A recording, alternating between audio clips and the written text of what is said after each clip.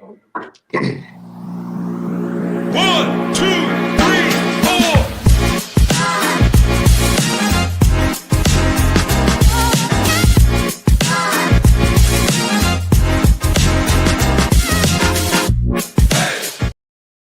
Welcome back to the Men's Roundtable Series podcast. I'm your host and moderator, Mr. U. In the building, we got some guys that are ready to talk about some men's issues. How you fellas doing today? Everybody snowed in? Yep. Wow. Snow was getting everybody. Wow, this is crazy, man. But anyways, you guys that are watching for the first time, upper right-hand corner of your screen is a QR code. You can grab that to catch all of our shows up to this point. We're a monthly Men's Roundtable Series podcast show, so we do 60, 90 minutes one day a month talking about men's issues. Safe space for you guys that are watching and listening. Drop your comments in the comment section on Facebook or YouTube. We'll to hear from you guys and your thoughts on what we're talking about and on the men's issues where you are. So look forward to hearing from you guys real quick. But let's go ahead and jump into the topic. All right, so we're talking about the power of perception. I think it's a really big deal for men, but I want you guys to help us flesh out the idea that when I say perception, just real quick around the board, what do you guys think of? What comes to mind when I say perception for you guys as men? Go ahead. I'll jump in there. I say perception is not truth, right? But it definitely drives behavior more powerfully than truth. So that's kind of my idea of what perception is. Perception is feeling. Go ahead. We got some bad echo here. Perception's feeling, guys. It's all about how you feel about it. It's got nothing to do with reality. Okay. Rough. I would say go ahead. perception is vantage point. From my vantage point, I see it this way. From your vantage point, you see it that way. Don't mean mine is right and yours is wrong. It's just your position. Yeah, I definitely agree as well. Perception, some say is reality, but until you see that reality within the reality of that situation, is it really reality? Yeah. Perception is ultimately what we, as all of us on here, I see podcast creators, I see coaches, I see leaders, I see men following after the heart of God. That's the perception that we present to the rest of the world. And that it's like whether and everyone presents something, everyone presents some level of perception of who they are to the public and to others in their circle and everything else. And the real question is how close to reality is it? And that's the problem, and that's the difference and the hardness of discernment I think that we have in this world, because now with all of our technological advances, I can present something that could be totally false and you'll never know it. And that's the hard thing that we've got to deal with in life, I think. Definitely. Our friend of the show, Dr. B, is in the house. Told me it's nice here in Denver. You need to stop that lie. You know it's not nice in Denver. We get more snow than all of us combined out there, man. But good to see you, Dr. B. Thanks for jumping in the comment section. We appreciate that, man. So, perception is not truth. Let's be real about that. But it does drive behavior. A lot of time it drives behavior more powerfully than truth does, which is kind of weird. I mean, as a whole, maybe not you guys, but men frequently make decisions based on how they interpret situations. It's not about what's actually going on in their life. It's how they perceive it, how they see it. How does that, in your opinion, how does that misperception influence your decisions or your relationships? I'll jump in on that if that's all right. Yes. The perception thing. When I think of that, it's what we strive for, in that we want everybody to perceive us a certain way. It's what we're trying to accomplish every day. But then it also is our biggest downfall, because that's all we worry about is how we're looked at. And I think to answer your question, you right here, in the way that's the way we're perceived is something that we worry about way too much. It's something that we spend almost our entire lives working on. I think these days more than ever, through social media, through our businesses, especially folks like us who are on here who are very visible all the time with what we do. We're constantly on a camera. We're constantly behind a mic, and so that ends up being, I think, too often we make decisions based on how that perception is going to be affected instead of simply making the decision based on what's right in the bigger picture. And I think that that's something that we all have to contend with on a regular basis.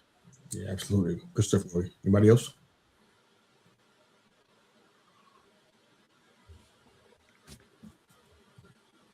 Unmute yourself. Got you. Come on, Professor. I ask my students all the time when we talk about perception in the interpersonal communication class, do they care how they're perceived? Should you care how you perceived? And there's a mixed bag of answers. Yes and no. It depends on who you're trying to impress or who you're trying to think about in regards to should it matter. People at the grocery store, do you care what they think of you? How you dress, how you walk in there?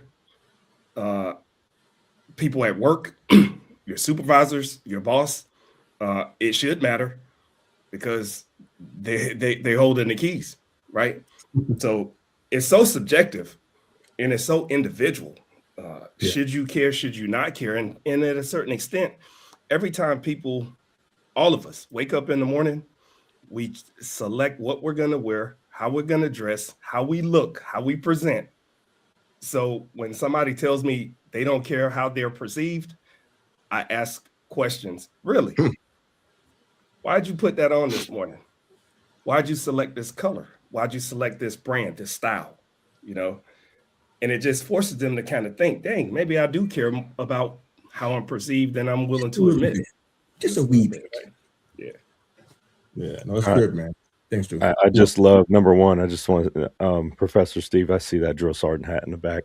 And so absolutely, there's that perception that, yeah, absolutely right.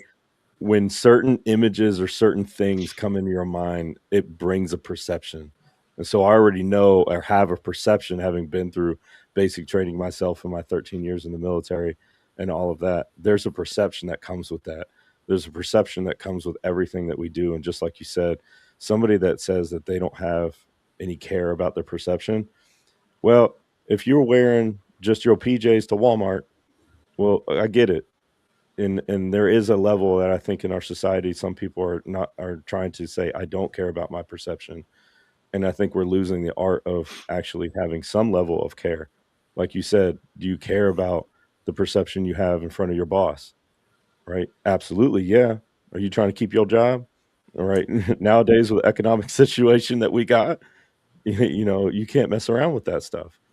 But then the other part of it, as a lot of us on here specifically with podcasts and everything else, and we're presenting ourselves as also a level of influence. Your presentation also equals, do you command respect? Do you bring in a level of having that presentation to say, yes, I'm somebody you should either listen to or consider compared to everybody else out there? And so presentation helps bring all of that out. Of course, there's different levels of that. We need to maintain that there's also an authenticity, though. If I'm perceiving that you are absolutely being disingenuous throughout your presentation, it's all about the lights, it's all about the show, it's all about you're saying the fancy words. You might as well have just got all of that off of ChatGPT or something, and you're not presenting anything from the heart. Then that presentation will erode, and you'll just be seen as fake. So there has to be some level of authenticity in your presentation for people to connect. Because at the end of the day, if me as a human being are able to connect with you as another human being and being genuine, then I lose that presentation of genuineness from you. And I think that that's a major aspect of all of this. And when it comes to relationships, that's the huge part of it. We're human beings that thrive and operate out of relationships with one another. And you have to have that. Have to. As a point of clarity for us, I'm not really pivoting, but I want to ask a question for you guys. Can you think of a time where your perception of a situation was totally proven wrong? Like you missed it, you were not accurate? Can you think of examples of that? Because I think our listeners and viewers, I think they get value when they hear us talk about this. We're transparent about where we fail, where we don't get it right. Because a lot of men have lofty responsibilities on their shoulders, wherever they come from, their obligations. Hearing that might set somebody free today. So can you think of a situation where your perception of a situation was totally inaccurate? It was totally off of the mark? It can be a brief story, but just want to get you guys to share that real quick. Go ahead. Yeah, I'll say so for me, perception, how you look at yourself is critical. I would say, hold on. Yeah, Hold on, Coach. Steven's on that. can you hear me? Yeah. Go ahead, Okay. Steven. Yeah, so basically how a man perceives himself is critical to help shape his life one way or the other. So for me, when I wrote my first book, I struggled with it at first because I didn't believe I was capable, right? I didn't believe I was worthy enough to put my thoughts, my struggles and things on paper. But then I had to quickly realize that it's not true. It's false. So how you look at yourself internally within is critical to how your life is shaped up. Great to you. Good stuff, Steven. yeah, I was going to say, as far as just military wise, we strive really, really, really big on, understanding that lives are at stake type thing. So perception, sometimes, as senior individuals, we see it in a whole different complexion than some of the juniors. One major thing is social media.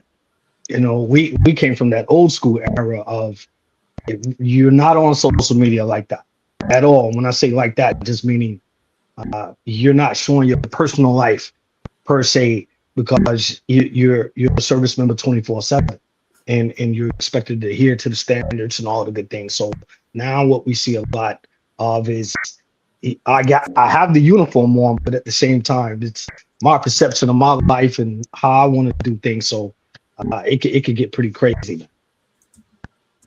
All right. Thanks, Coach. Appreciate that. Anybody else? We'll jump in real quick. So I'm going to keep it real vague, but it was kind of a hurtful situation. Okay. Where it was, and this is where even like perception in our church world can actually hurt us. When somebody is presenting themselves as to be somebody that is trying to be there and have your back, and you follow this person for a long time, and then all of a sudden they start using things that you opened up because you had a level of trust with them, right? Perception starts building trust. And that's the other area that we have to be cautious with, is that even I'm presenting a level of presentation to somebody else. And so therefore they start building trust in me. I have to handle that very well and careful. But when other people misuse that and then abuse that trust and then start saying, hey, I'm going to start flipping the script on you. I'm going to use things that you told me in private or in things like that and start weaponizing that against you. And I've had that happen. And that just changes instantly the perception of who that person truly is on the inside, and what their agendas and goals were is not genuine to what they presenting themselves as. And that's the thing I think we need to understand, how presentation equals into these other second and third order effects in life. And that we have a whole huge level of responsibility when we're somewhat of a public figure, or we're somewhat of somebody that is out in, even if it's just in your local community, if it's in your church or your congregation, that you're building trust with people. You may not even know their name because your congregation may be big enough, but you still hold somebody's trust, and not to, misuse that. And I don't know, it brings a lot of lofty weight to the situation when we look at it in those terms. Absolutely. We're talking about the power of perception. Dr. B dropped a comment that if someone tells you that they don't care about their perception, they're lying. as we are born to be in community or relationships. So it does matter. Thank you, Dr. B. Good stuff. Our guy Sharon in the house. Afternoon, family. Sent you a message 3 months ago. I ain't heard back from you yet. What's that about? Talk to your boy. Talk to your boy. Hey, can I jump in on Brian's comment real quick? Of course, please. Yes, sir. So I will agree to disagree with him on a lot of things there, because I think one of our biggest problems in today's culture is we care way too much about too many people's perception. We live in the social media age, and so we're hardlining likes and thumbs ups and all the good different social media crap. I care about my wife's perception of me. I care about my daughter's perception of me.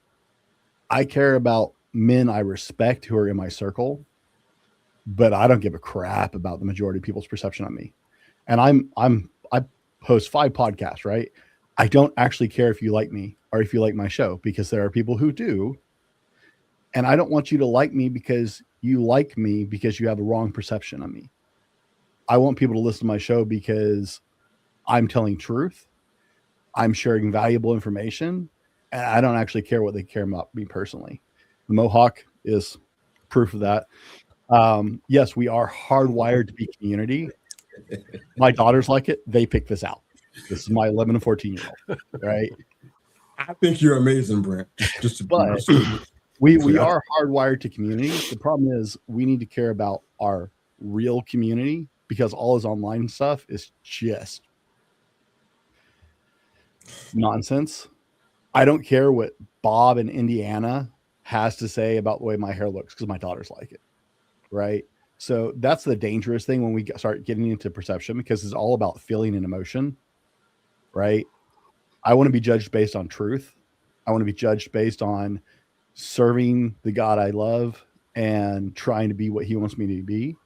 I want to be judged on being the husband and father God means me to be. But anybody else, all these people on social media, I have horrible social media followings because I don't give a rip about people following me on social media, right? I know I'm supposed to as a content creator, but honestly, what Bob in Indiana thinks of me, I couldn't care less. So it's a very difficult line, especially as a creator, but in general, the fact that we care so much about what people we will never interact with in our lives think about us is making us stupid and weak. Fair. All right. You got to let me in on this, all right? Because I don't know where all this Indiana hate is coming from, bro. But I mean, yeah. All right. And it's Rory, not Bob. Okay. But let me just, boy. No, I love you guys, man. It's great. And I love the Mohawk, man. I think it's flashy. So I mean, you got guts, bro. I love it. I wanted to piggyback on the comment though, real quick, and that is just that I'm with Brent in a lot of ways, but it took me a while to get there. And so I think what happened with me, just to keep it real, is that I wanted to put out the perception that I didn't care how I was perceived.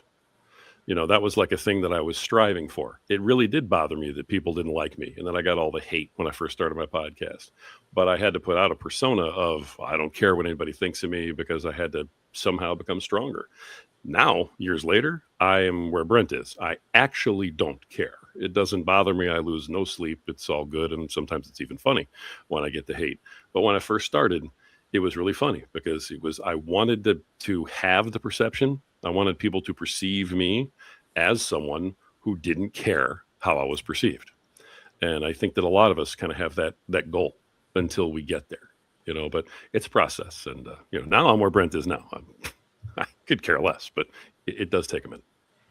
Good. Yeah, that I think all of those are great points. And what I gather from listening to the various perspectives is that it starts with self-concept, self-esteem. If you feel confident about who you are, the more and more you don't really care what other people think about you. But it's getting people to understand, getting comfortable with themselves and how they present what they do.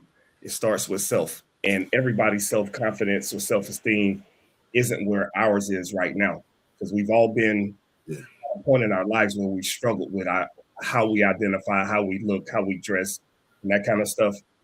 So tying the two together is really important for people as confident as Britt. Your self-confidence is through the roof. But then there's another, youngster out there who is thinking about wearing a mohawk, and he just is not feeling it because his classmates may clown him. And then when he sees somebody like Britt doing it boldly and wearing a mohawk boldly, now that can seep into that young fella and say, you know what? I see this guy doing it. He's comfortable. At some point, that young man can get comfortable wearing a mohawk and rocking it with power. So the self and perception can't be untied. They go together, in my opinion. Copy that. Yeah, I got to jump on that too, man. Because think about it from this perspective. And Yusef, you know this. If I start talking about Michael Jordan and LeBron right now, we all got a perception of that. If I start talking about I got truth. That's what you mean? Absolutely. If I start talking about Sam Darnold and Lamar Jackson, we all got a perception. So I agree with Stu. I also agree with Nick, and I also agree with my man with the mohawk, because every one of us, have something, like Dr. Arnold said in the chat, man, that you care about what someone may say. Like I could crack the code right now. At 17 years old, I used to smoke crack rock.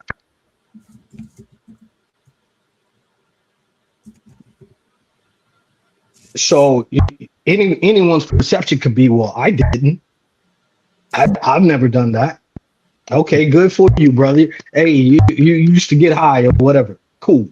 But the reality is, I just took the power back by saying it. Exactly. So if someone gets in the chat right now and say, oh man, I won't listen to crack. Coach, my freaking, you know what? Bro, you used to smoke crack. Why would I listen to you? That perception goes back to, like he said, on a social media platform or whatever the case, I still have to look within and say, okay, I have to respect that person's thought and feeling on that in terms of how they perceive me. Oh, okay, I'm Muslim. I'm Christian. I'm a Buddhist monk walking from Texas to Washington, D.C. How's that perceived? Again, so we have a lot of these conversations. Stu and I talked yesterday for like 2 hours about these same principles of perception, of how certain things are viewed, how we internally, and it goes back to what you said, Stu. I'll pass the mic, but you said it, man. Interpersonal communication. Because as I can sit here today and think of the power in which that perception really moves, the frequency. Again, we can talk it, but are we really living it, man? Is the truth of the matter. Someone just sent me 10 minutes ago the Plato, cave allegory. And I'm looking at that and I'm just sitting there like, wow, these gentlemen sitting in this cave is seeing this perception, that they thought was reality until one of them escaped out of the cave and then saw the real reality, the trees, the birds, the flowers, water. And then he went back down into the cave trying to convince those ones that, hey, man, it's up here. And they wouldn't rock with it. So again, the perception, you can only own your own perception. That's why I said at the beginning, in the Marine Corps, we harp on that, Steve Miller. I know your Army. I love the Army. We harp on, man, perception is reality.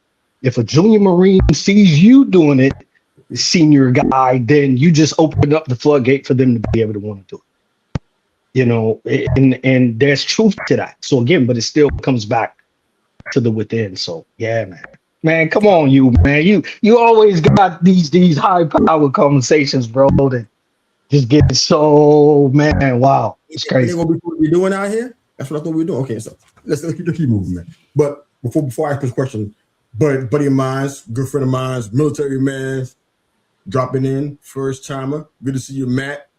These are the boys. Boys, you smack.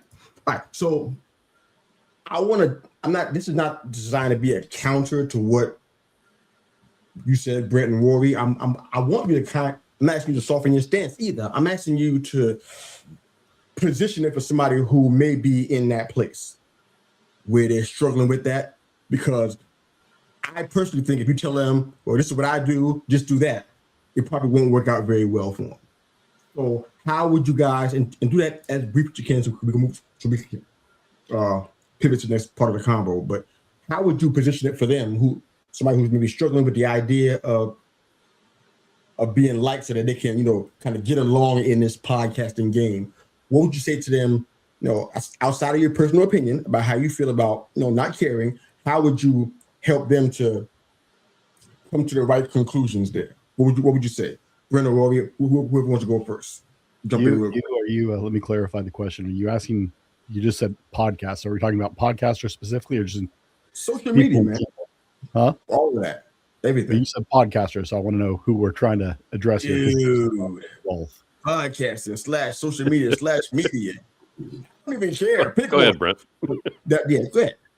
All right. For the general person listening who is outside of this insane life that we call content creation, because I do a whole show on how nuts this world is, because let's face it, we don't live normal lives. We talk on the radio or on the internet. Yay, our life does not look like most people. For people outside of that world, right? I heard this great idea the other day. Someone on YouTube, someone expressed it, and it's you have to look at life with perspective, right? So it's the 5-year rule. 99% of the people in your orbit will not be in your world in 5 years, period. And so you have to worry about your own love, how you feel about yourself, how you care about yourself, how you perceive yourself.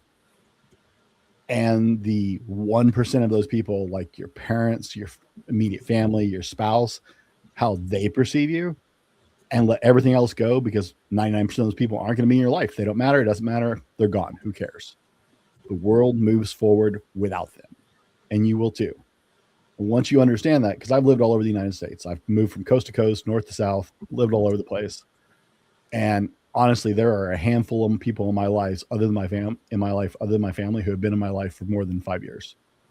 Very small handful. For the creators out there, it's really simple. You can be loved for what you're not, and it's only going to be around for a short time, because you can only live that life so long. Or you can be loved for what you are, and you will find your tribe. You will find people who want what you're sharing, as long as it's authentic and legitimate and not a bunch of crap, right? You're not telling lies. But if you are sharing from your heart, doing your best to share with people, you will find your tribe. But if you try and sell out to get those clicks, likes, downloads, that's a short-lived life. Mr. Brent, thank you. Rory, go ahead. Yeah, I'll be quick. I would tell somebody, who's in this position, who's starting off, that I get it. I was in the exact same spot. When I first started, it hurt. It bothered me, made me think, hey, I got to change what I'm doing because people don't like me. And if you do that, if you kowtow to everybody else, then you're never going to get anywhere. If you try to be everything to everyone, you'll be nothing to no one. I would also tell folks that, the way that you get past that is by using a technique that I call bless, block, and delete. And, when you get the comment, for instance, that is like, oh, well, you this and you that and you suck and blah, blah, blah. You know what? You bless them because they're having a rough time in their own life, or they wouldn't be lashing out at you. You block them, okay, because you don't want their poison to spread to anybody else. And then you delete them because you don't need to keep looking at that. Get it out of your life and clear your head and go back to work.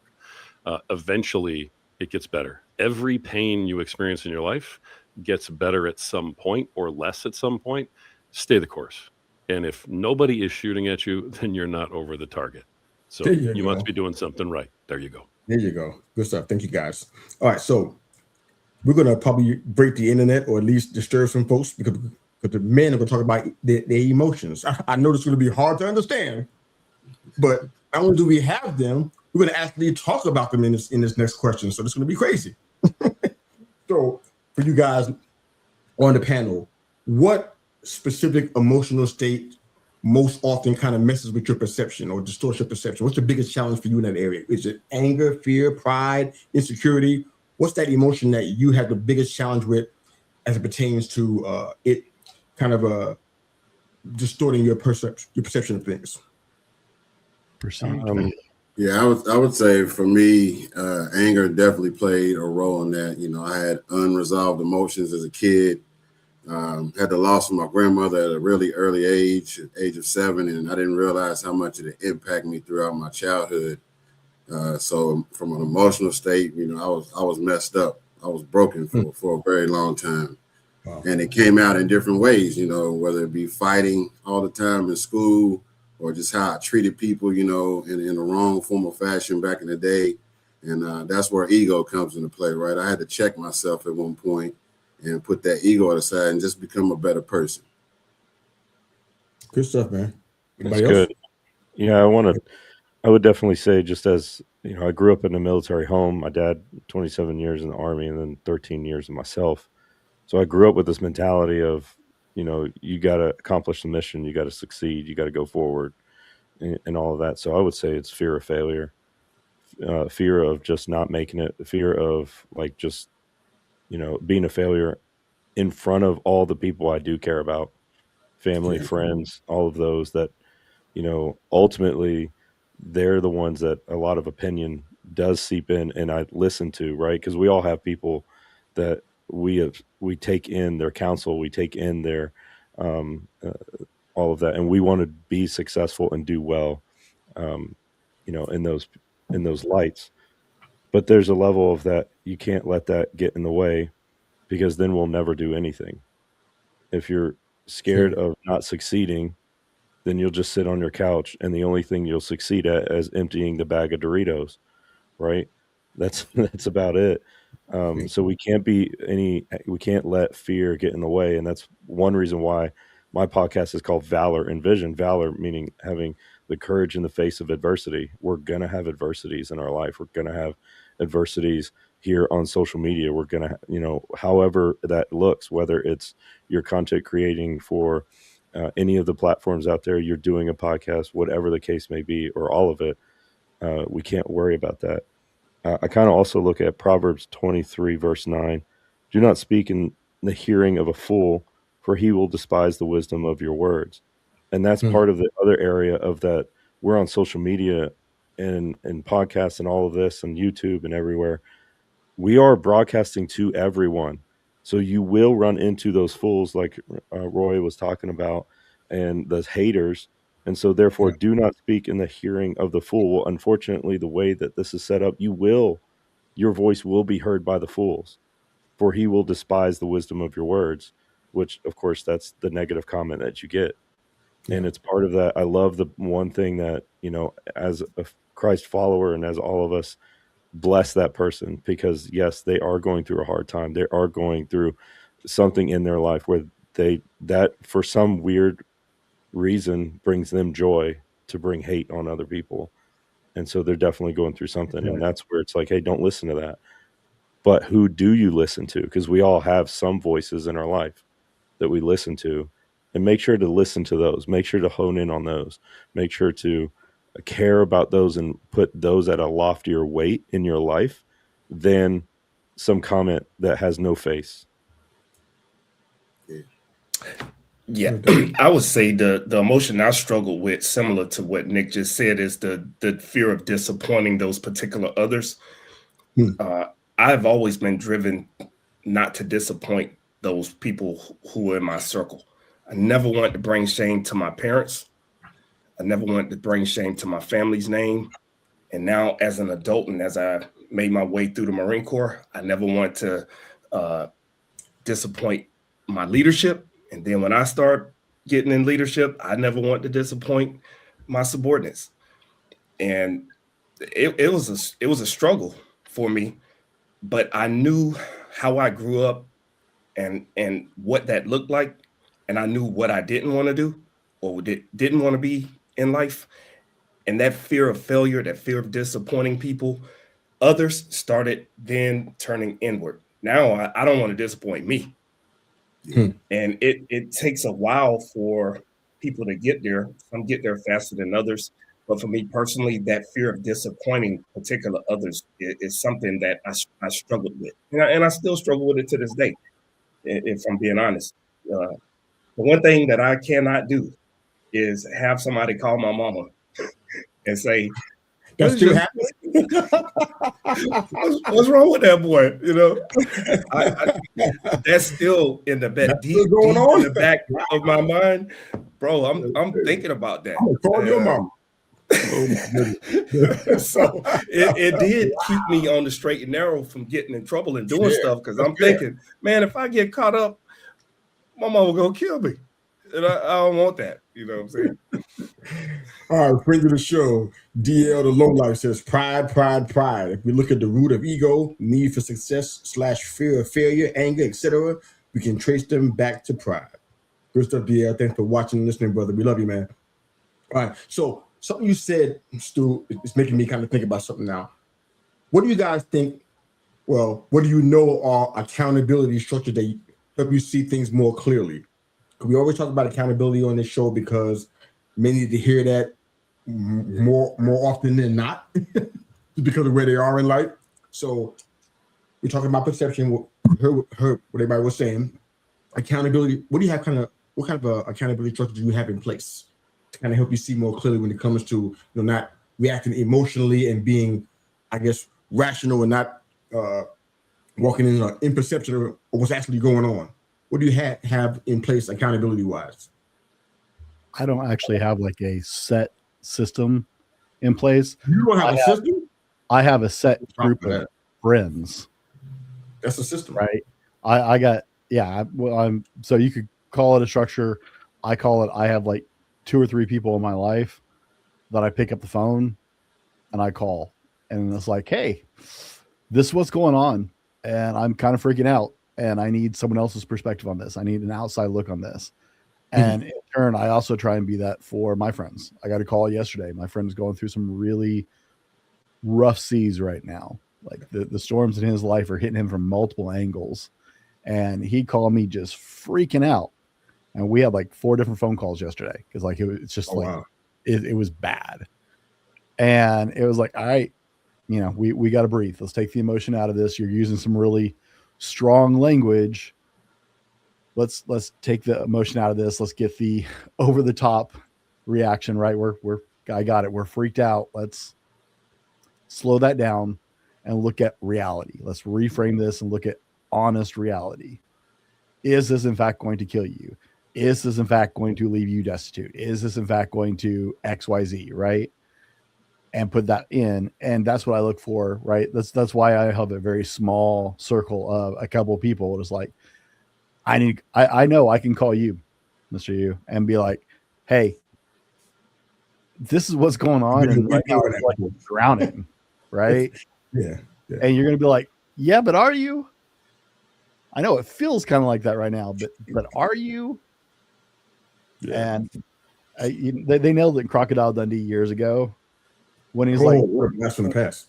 Right? Oh, yeah. Right. And she's explaining that her friend went to this therapist and they talked about it and everything was better. Now she's better. And he's like, doesn't she have any mates? Right? It's a difference in the idea of friends. I called those friends, the mates, the ones that I could call in the middle of the night and be like, yo, grab a shovel, don't ask questions, don't bring your cell phone. Right? Yeah. I called those friends when I need perspective. Copy that. No, that's a good system. Michael dropped a comment on us, being careful of the company you keep. Well, that's really important on this. Thank you, Michael, for the comment. Appreciate you, brother. Who's up next with their response to that question about accountability structures? Who got that? Who's up? Yeah, I'll jump in on it real fast. I'll go quick. The thing for me that I just started doing even just a couple years ago is, you guys seen that commercial about the Twix bar? Like, you need a minute. Oh, yes. And you like eat it for a second and they have to shut up. They can't react. It's a funny commercial, but it's based on a really important thing. I believe that you never let them see you weak. When it comes to the people that depend on you, you don't let them see you weak because they're depending on you for your strength all the time. Well, an emotional outburst that is in reaction to something is weakness. And that's how I look at it. So I always look at it and I go, look, I can act, but I can't react. So if something hurts me, if I feel wounded, if I feel pain, like I want to react to it, I stop. That is my red flag. The minute I feel that feeling, I stop. And whatever's coming to my mind or coming to my mouth does not get out, because that's not the truth. That's not coming from a place of truth. And that's not coming from me. That's coming from my wounded inner child reaction to whatever just happened. And when you can stop and you can say to yourself, act, don't react, and you just literally take a minute before you let it out, before you say anything, before you go off, that solves 99% of the problems. Now, I may think about it and then still do the wrong thing, but at least I, gave myself a shot. But when you can put that in place, that's the biggest accountability measure that I've been able to put in place over the last couple of years. And it has helped my marriage, and it has helped my relationship with my kids get even better. Quick note of a point of reference. We got some questions that are really some hard hitting stuff. So we're going to move a little bit quicker. All right. I want everybody to get a chance to chime in some of this stuff. We got some comments here. I want to jump in real quick. Dio the Lowlife says, got to be aware of the Job friends. Job from scripture. That's a good reference. That kind of friendship is a interesting dynamic, if you will. Dr. B says accountability is so important, and sometimes we seek it when things are going wrong, but being proactive about accountability and making sure we're connected to people who can help us before things go wrong can be key. All right. Good stuff, Dr. B. Thank you for sharing that. All right. So answers for us. This is one of those hard-hitting questions. We always have them on our show. How do you think others perceive your leadership at work, at home, at church, etc., or all three areas? How do you think people perceive your leadership?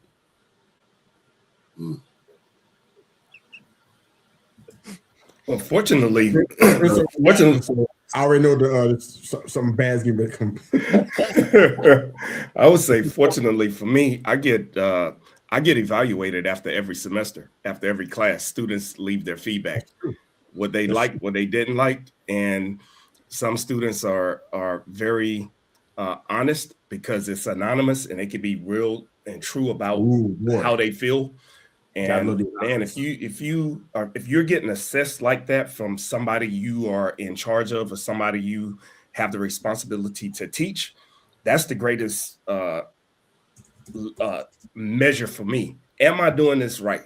And if enough consistent comments lean towards me doing something not the right way, I pivot and I switch and I acknowledge, dang, you know what? I might not be doing this right. So I'm thankful that I do get those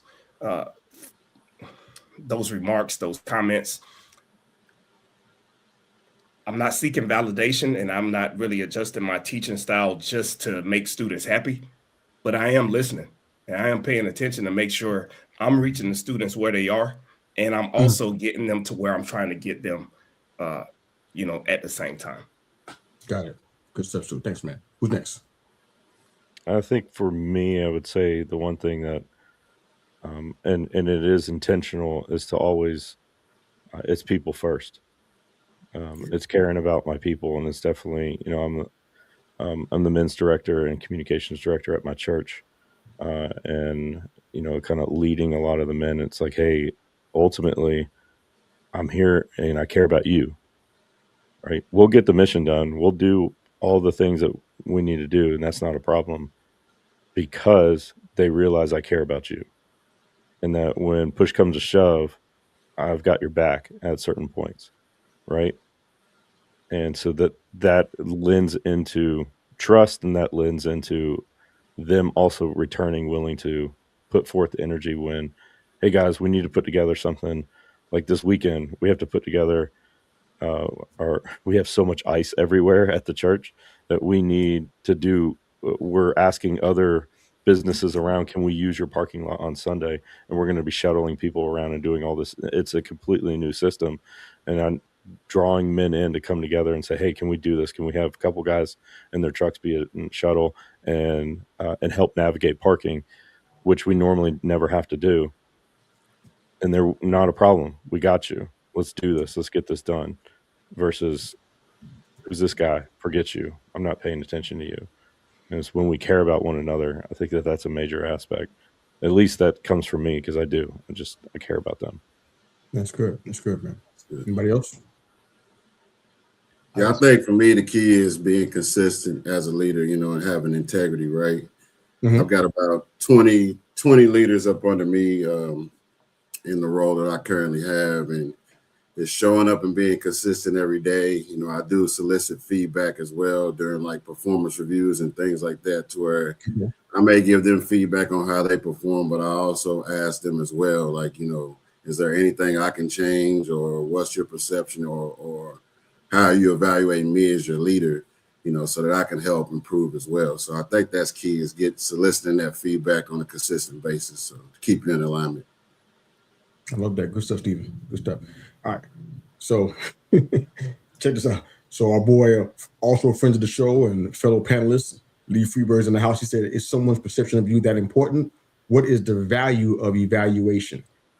That could be open question for those that mention evaluation in their answers. Somebody want to take a stab at that real quick, especially that last question, the value of evaluation? You can't get better without feedback. Huh? It's that simple. You can't get better without feedback. Yeah. If you can't measure it, you can't improve it. Yeah. And so the value of evaluation is simply that. If you're honest with yourself and you want to be the very best at whatever you're doing, whether that's being the best leader or the best at your job or the best person you can be, you can't get better if you can't measure it. Evaluation is critical. Fair enough. All right. Let's pivot a little bit. So you guys are all men here, real red-blooded American men. Nothing soft about any of you guys. You guys are true men, and I love you for that. What would you say is a cultural perception of masculinity that you accepted without even questioning whether it was legit or not? A cultural perception of masculinity that you accepted, didn't question it, you say, you know what, it's the truth. I believe it automatically without any kind of questions. Rory, you had your hand up. Go ahead. You first. Yeah, I'll start, because that for me, the very first one, and the one that I still kind of hang on to, is, we don't cry. You can't cry. No, you can't let anybody see you cry. If you cry, you're weak. That's that. Forget about it. And, over the years, I've kind of changed that into, you can't cry in weakness. But, when my kids were born, I cried. I don't care. I'll cry for happiness. But, that's pretty much it. And honestly, because it was one of the first things that got hit, it still sticks with me. I won't cry in front of people, like, ever. So it's strong. Okay. It is Yeah, strong. I totally disagree with that. Crying. I didn't say it was right. Yeah, remember, I didn't say it was right. It was what was the first thing that hit me? Well, that was something that I bought without even asking. Yeah, and that's what I'm disagreeing with. The perception that a man crying is being weak. Man, there's so much power in being vulnerable, and our society has told us, especially as men, boys don't cry. Be tough. Be this. Now you have adults walking around with emotional scars because they've always had to keep that stuff within instead of letting it out and being vulnerable. And there's danger in being vulnerable and showing people you have vulnerabilities and weaknesses, because there are people who will try to take advantage of your vulnerabilities. But using that as an excuse to say, well, I ain't gonna let nobody see me cry, is that really healthy in the development of young men and teaching young men, brother, if you are hurting, it's okay to cry. Now, after you finish crying, what are we going to do? How are we going to get over this hurdle and this obstacle? Put in that work. So, that's what we're going to do. Yeah, man, cry. Let it out, bro. Let it out, Rory. Man, I've been scared to speak. Is the mic still sounding crazy? You sound amazing. I took the headphones off. I can't even hear Steve, so I don't know if it's the snow or whatever. But man, listen, I respect you, Roy. But man, I cried yesterday, bro, and I'll tell you why. Because Robert Lytle, a good Marine buddy of mine, sent me a video of him sitting in the car, and he said, "Clay, this is for you." And he started praying. And man, that boy prayed his freaking butt off, dog. And he prayed for my family. He covered me. He's sitting down in Frisco, Texas, like, hey, Father God, help the Clay family. Like he don't know the intricate details of what I'm going through here in his household every day unless I tell him. But just that covering and it being right and exact on time when that prayer came, and man, I couldn't help it. Now, Roy, I was by myself. You know, it wasn't like a crowd of people watching me cry and whatnot. But that vulnerability, I'm not afraid to say it right now. That man, that was the real breakthrough, bro. You know, that breakthrough of that moment of just like, man, like you said, man, crying when you see the kids. Oh no! I want to hear about the kids. I'm about to cry, man. I can't believe he just dropped like that now. Oh man! Wow. Well, we're gonna keep the train moving. Some comments from our listeners today. Mark Miller said, "Preach." I don't know who he was talking to, but I'm probably talking about Rory. I'm not sure. A friend of mine from the Daughter Podcast, fantastic podcast about fathers and daughters. What about the crying that means complaining? I think don't cry many times means keep it together. What you guys think? So you guys can tackle that question. It's a valid question. Rory, you want to touch that since you're the expert on not crying? Wow. All right. I'm Man. just kidding, All right. Yes. And, thank you, brother. Daughter Podcast, friend of mine who is going to be on the show one day, I hope. That's exactly right. My whole thing is again, never let them see you weak. I got no problem if you want to cry in private. I got no problem if you want to cry with your brothers. But when you openly are crying and that type of thing and being that kind of vulnerable in front of your wife, in front of your kids, when they're looking for somebody to be strong, I just think that's hard. So again, I'm not judging anybody else, man. The question was, okay, what is one piece of masculinity that you just accepted without question? I said, right. Hey, so I'm not telling everybody else don't cry. All right. I'm just saying I don't. You know what I mean? And that's just how it is. I appreciate that because I am a crier at that time. So thank you for clarifying that. Thank you. I appreciate you, brother, with the question. Same thing. Good stuff here. All right, Lee Freeberg's back in the game. He said crying in public is not the same as crying in private. Fair enough. I mean, if you're sitting at the grocery store, supermarket crying, I'm like, I don't know what to do with that. That's different. Unless it's just like, you stand at the checkout line and you ain't got enough money for the food you just bought. So okay, that's different to me. But just crying random, I might feel the uncomfortability like you guys do, but I'm not against that. I'm in touch with my emotions, man. All right. So DL said, "Rory, you're making me cry right now." Okay, this is. I don't see an LOL after it, so I don't know if he's like joking because sometimes he does jokes. I don't know what to do with that. I'm gonna leave that alone. Let's move on. All right. So tell me, what perception in your life needs to be reframed? Rory, you can't use the answer you just used just now. You got to find something else, okay? Don't use that. But what perception in your life currently has to be reframed? This is men being transparent. That's what we do on this show.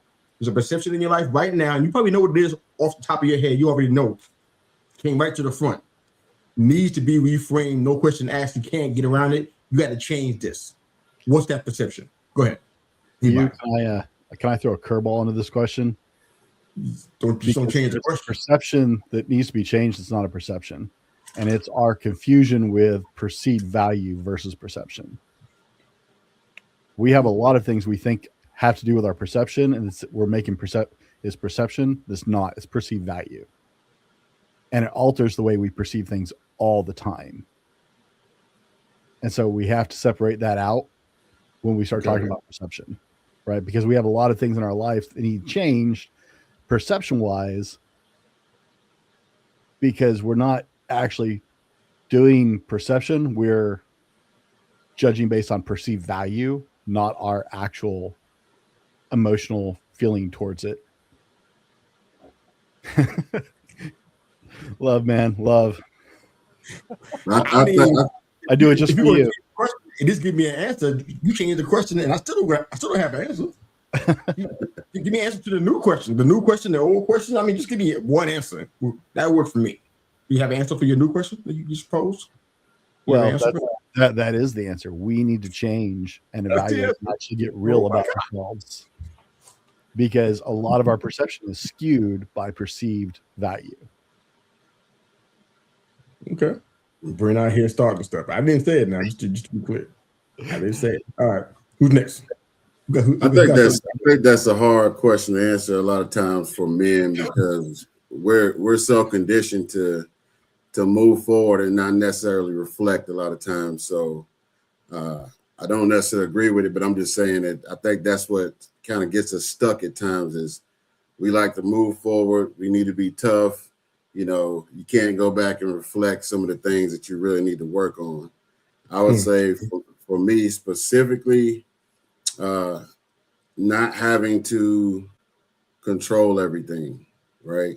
I think is a big thing that I need to continue to work on and understand that God is ultimately in control and continue to lean on him. That's the key for me. That's a good one. I don't know if you guys got a chance to see it. It's on a YouTube channel, so it's kind of, I forgot that it was on there. I'm like, if I had thought about it before I streamed it, I wouldn't let it be on there because I'm like, you guys don't want to see this, but maybe you do. But Dr. B, if he's still in here, he knows he had a guest on his show. This is the antithesis of everything that we believe on this show. The total stark opposite. It's not even just offensive, it was odious, to say the least. So we have to kind of just deal with mindset. And so what you said kind of just hit me, Stephen, that, you know, there's some things that we got to just come to terms with and just really deal with. So that was a really, really bad example of that. But I like that we're being transparent about what we know we're not doing quite right, because men have been perceived as somebody who has to be dominating and controlling, like the gentleman I'm talking about. Has to control every situation. Everything is his, but he gives nothing. Everything is to be given to him, but he gives nothing out. You know, and that kind of mindset is where a lot of stuff comes from. So for you to say that, Stephen, about dealing with that mindset, not having to be in control of everything, that's refreshing. It doesn't mean give the reins over everybody else. It just means, you know, you stay in your lane, you do what you're supposed to be doing. That's your responsibility. And let everybody else handle theirs without you having to control and nitpick and everything that goes on. So check out the episode. If you want to know about it, I'll tell you offline, not on the air. I'll show you where you can find it on our channel. You can watch it for yourself and be grieved like I am. But anybody else have an answer for that question? I want to piggyback off of Steve a little bit there, because I think I think there's a bigger concept of what does strength actually mean. You know, and I think that we've looked at, and one, we can dive into all the foolish things that us men love to do, right? There's if you don't drive a truck, you're not a man, right? You can have all these different sayings. I actually watched a video today, and this guy had this shirt, and it says, "He who dies with the most amount of tools wins," right? Another kind of just a manly thing of saying, you know, those that love to build things, well, that's what the mark of a man is, to have all these cool tools, right? And so we can have all these like superficial things, and we all kind of know those are funny, but don't live by that. But the Word of God talks about having wisdom and knowing when and when not to do certain things. And strength is actually having a lot more of that wisdom.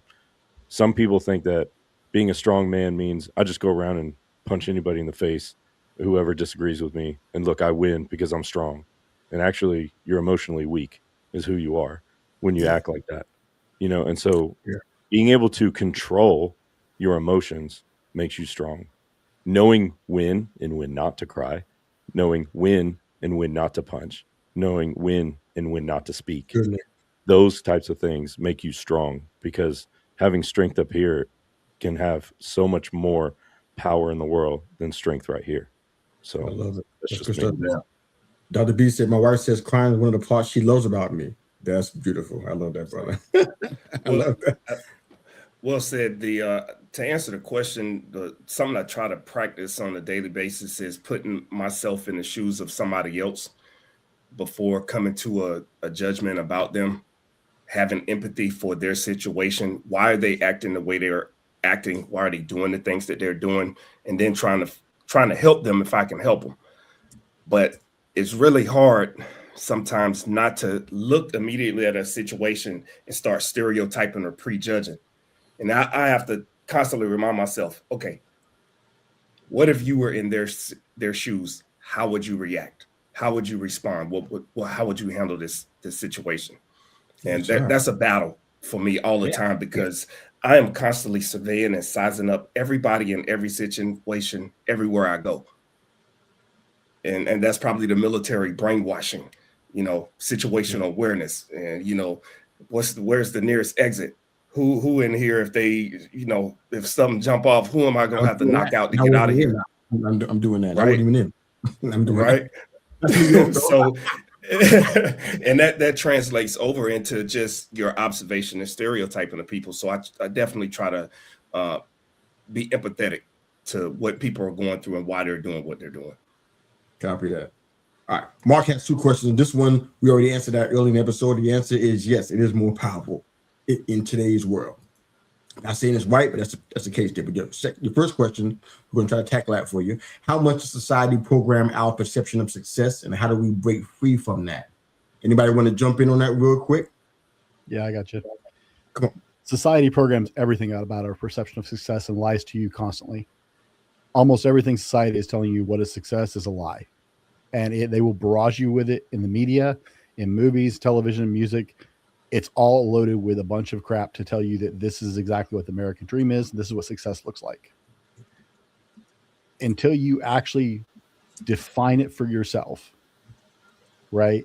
Because success is a self-defining thing. It's not something that what's successful for Rory, what's successful to Yusuf, what's successful to all these guys is going to be different than what I think is successful necessarily. Now, I say that a lot of us are probably actually on the same page. That's why we're on this panel. So we probably have a lot of areas where we overlap and agree on that. But you have to define what success looks like. Is success having the time you want with your family, controlling your time, or is it actually being rich, right? We all say we want to be rich. We all want to be stupidly rich. Why? Because we all want to control our time. It has nothing to do with being rich. It has to do with controlling what we do, when we do it, and how we do it, right? So everything society tells you about being rich, about being successful, comes to power and being rich. It's really not. If I make a good enough living where I can go and support my family and take vacations with them and spend time and go to my kids' events and go on date nights with my wife, that's pretty stinking successful, especially in the modern era where it generally takes 2 or more. So you have to define what success looks like to you and just assume that society's lying about everything else. Steve, is that the Mark Miller that we know, Steve? Yeah, no doubt it is. Hey, Mark. Hey, you hear us out there, bro. You are extremely successful, young man. Yeah. I respect you with all my heart, mind, body, and soul. And you've been that since a young pup coming up, and now you're a man, and you're out here, you're making things happen. You're here with us right now. Think about how many individuals right now at 1 p.m. on Saturday, the 31st of January, is somewhere, God knows where. But you are here with like-minded individuals, learning, grasping, asking those questions. And that's what real success is, man. You can't do it alone. No matter what, bro, you cannot do it alone. And Brent's right, man. Like it's your knowledge of self. It's how you define that knowledge of yourself with the creator, with like-minded individuals. You can't walk in the room and ever think you're the smartest individual in the room. Shout out to Mark, man. You know I love you. Neonce love you. Much love to you, brother. Always. Yeah. I'll piggyback off that a little bit. So a lot of men, they pursue approval from other people, right? I think that's the key to this too. But instead, they neglect, their purpose, right? So this question kind of ties perfectly into the book that I wrote. It's called From Silence to Success. And for me, I broke free because success for me is being able to wake up every day and look in the mirror. And I think that's critical to anybody trying to break free. Can you look at yourself every day when you wake up? Love that. Yeah. Yeah, absolutely love that. Go ahead, Roy. Go ahead, Nick. No, you got it. Real quick, I think just the breaking free part, it's the whole saying, comparison is the thief of all joy. Stop comparing yourself. Stop looking at social media and, just like you said, Steve, like, look at the mirror, right? Yeah. Are you doing better today than yesterday, even by 1%? Yeah. Then keep doing that and keep going after what you need to be doing, what God has put on your heart, the vision that God has put before you to go after. That's success. And don't measure yourself off of the social media or any other way that you can compare yourself to others. No. Right? Every man has their own different path, and no path is, as long as it's aligned with Christ, you can't go wrong. I love it. Hope you guys are That's it finding right there. value in this conversation. I hope you guys are finding value in it. Go ahead. Roy, you want to drop something real quick, man? Roy? I just wanted to say I agree with everybody, and that's where I was going to go, is where Nick just went. The one thing society leaves out is your relationship with Christ, man. And that's the whole thing. The perception society gives you is that it's all in your control. And when you finally realize that it's not, and that it's his plan, and you surrender only to him and to that, then I think you're on your way to actual success. I love that, man. So I hope you guys are finding value in this conversation, because perception is a real thing, and we all got to deal with it. This is our final question, and this is for not only for our panel, but for the listeners and viewers who are chiming in the comment section. Thank you all for watching and listening. Love you guys so much. Appreciate you. So the question is, how would you redefine strength for the next generation of men? If you're a woman, you can refrain from answering. But if you're a man, we'd love to hear your answer. How would you redefine strength for the next generation of men? Because people are watching, and who knows how vulnerable they are in their life right now. Who knows how much they need to have conversations like this? They may need support and accountability, and maybe don't have it. What would you say to these guys? I'm going to hear from everybody on the panel, and then we're going to go ahead and close out. Get you back to your Saturday afternoon. I'll be watching the snow, so you guys can have fun doing what you're going to be doing. But how would you redefine strength for the next generation of men? Come on, let's go. Popcorn style. Come on. I would say you have to have emotional intelligence, right? We kind of tapped on that earlier in the show. I think you need to continue to pursue that, work on that. And then to go back to what we discussed earlier, having that circle of folks that can hold you accountable, right? Do you have like-minded people surrounding you that's not going to be yes men or women, that's going to hold you accountable? I think that's critical as well. Good stuff, Stephen. Who's next? I think I'll jump in real quick and just kind of get, first of all, there's a level of, I disagree with this question, because the generations don't change, right? The word of God has been true for many, many, many generations. And I would say dive into that. The wisdom, knowledge, the understanding, the heart, the fruits of the spirit, dive into what the word of God is telling you. And that hasn't changed from generation to generation. We need to tap into that which is eternal. And as long as you do that and you listen to the word of God, I think you can't go wrong. Wait a minute. Wait. Hold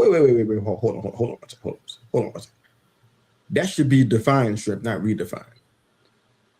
I wouldn't redefine. There's no redefining strength. That is strength. Redefined is a mistake. It should be defined. That's right. That's what happened is. So your argument is moot now. I respect what you said though. Who's next? Sorry about that, y'all. Should be defined, not redefined. My apologies. Go ahead. Who's next? All right, I'll jump in. Everybody's gonna be quiet. Cool. I have had to do this because I have young men as sons, and so they are that generation right now, and they're all getting ready to have babies, which will be the next generation. And the most important thing that, oh yeah, it's awesome, man. Get to be a grandpa. But anyway, I got 3 great grandchildren now, so go ahead and talk that if you like. I got a long way to go, brother. I got a long way to catch you guys. But the things with them, honestly, that I've tried to instill in them in terms of the next generation and what they have to do, that I think maybe have gotten lost over the time frame here, is that you have to lead by example. And I think that these guys have to step up. They have to lead by example. It's not enough just to have faith. You have to steward that. You have to disciple your own family and your own children at the kitchen table. You have to make sure that you're leading by example in your faith so that they pick that up. And I think everything that we talk about today, if we just think it and we know it, that's fine. But if we aren't doing it, if we aren't living it, and if we aren't showing the people who depend on us that this is the way you live your life, then I think a huge piece is lost. So I want to see the young men of the next generation do what I'm telling my sons to do, and that is lead by example. Awesome. Fantastic comments from you guys. And go ahead, Stu. Okay. I would, to answer the question, it would be knowledge of self and self-determination. And everybody's going to have to get there on their, according to their own standards. Know yourself, know what your goals are, and know that you don't need to necessarily get there by yourself. Stephen said it perfectly. Surround yourself with a village of people who are going to challenge you and hold you accountable. and the next generation is going to be fine. As long as they don't get sucked into the falseness of everybody online can be who they want to be, and they don't need to do that to try to impress anybody. Work on knowledge of self, being having self-determination, and more importantly, be a critical thinker. Yeah. So you can weed out a lot of the BS and a lot of the fake and the fraud that's out there. And if you critically think, man, that filter will allow you to sort through a lot of the stuff that you see online that appears to be real, but it's not real at all. So critical thinking is something that I hone in on to not just the younger generation, our generation, and the older generation, because older people always talk about what younger people aren't doing, but I see a lot of people our age and older not critically thinking. No doubt. So that's how I would answer that question. I think Tio, you're the last one, right, Tio? Come on. Man, to add on to that, man, is a blessing and a privilege because, man, like I went to a high school basketball game last night with my youngest son. He's 11, and just perfect seats right in the middle, looking at both sides of the court. And I was like, man, these young fellas don't play like we played, man. Everybody out here wants to be Stephen Curry. 6, 7 guys pulling 3-pointers and all of that. But man, looking at my young son, I told him, I said, but you know what? Seasons change, and a lot of times we see the younger people mimicking what they see, which goes back to what Brother Steve just said, man. Like, we have to be the example, man. And I'm just being honest with you, gentlemen. Everything can sound so good, but I'm a black man, and I can promise you, in some of the areas in which I frequent, man, these young people are hurting, man. And it ain't about getting emotional. I know we're about to get up off this joint, but man, I feel a duty to do anything by any means necessary to position myself in the thick of it to help. How can I help? So again, man, I think this form is what where it really dang on hits the mark. We're diverse, we're different backgrounds, we're from different places, and I leave it by saying, man, we're 2 or 3 together. Brother Steve Miller, bro, we're 2 or 3 together. When we come together, and somebody was blessed today. I saw my family, Relly Warner. Shout out to Relly Warner. He's going to take what he saw today and he's going to go implement. I think, man, all the talk is one thing. Implementation is everything, brother. No doubt.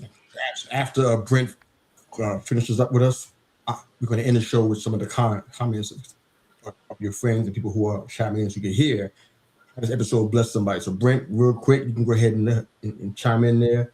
And then we'll go to the comments. Then we go ahead and close out. Go ahead. The answer to strength is humility. No doubt. For this generation and for every generation to come, if we start at a place of humility, that is where strength starts.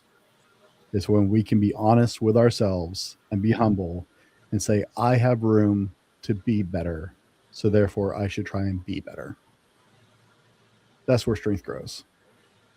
Thank you, sir. Good stuff. All right. Lee Freeberg, Miyamoto Musashi said that a man should feel his emotions but not obey them. Your boy Terrell Warner says, great conversation backed by real thoughts. Definitely appreciate it. Keep God first and keep becoming a better you daily. I love it. Byron says, by building emotional maturity and spiritual depth in young men, we prepare the next generation to lead with strength, character, and wisdom. That's my spiritual son, y'all. Love that. Dr. B said, love it, having 16 grandkids. Man, you get the trophy. Ain't nobody gonna beat you, man. This contest is over. I'm talking about just you the one, man. Congratulations, man. Lee Freeberg, I know he's an Army man. He wants to know if you were a Marine. So I saw the hat, but I don't know why Lee asked that question. But I love Lee, and it's all good. So okay. I shouldn't even mention the Army because now look what you guys are doing. You guys are being petty now. He's in the Army. Let him live. Okay. But anyway, Thank you guys for watching and listening. For you guys on the panel today, this was a fantastic episode. I don't know where to even start. We do the post-production and clips and all that kind of stuff, man. But you guys are watching and listening for the first time and you haven't seen the show until now, upper right-hand corner of the screen is a QR code that allows you to catch all of our shows. Of course, please jump to our YouTube channel, youtube.com/They Call Me Mr. U. You'll see all of the Men's Roundtable Series podcasts and these handsome warriors right here. You see them on screen talking about real life men stuff. Love for you to jump in there and follow us, subscribe over there, and check out some of those episodes. And we're going to have this episode. It's going to be on all listening platforms within the hour. Excuse me. So beside that, man, you can find these guys. You can contact them in the chat if you want to check out their work. And almost all of them have podcasts. So if they don't, they will. So they got a lot of content, good stuff going on out there. And Lee Freeberg trying to miss this show. Look here, Lee. I don't even know I don't know where you're going with this, but thank you guys for watching, listening to the Men's Roundtable Series podcast. These boys are for real. We're men, and we are proud of it. God bless you guys. Have a great day. Thanks for watching and listening.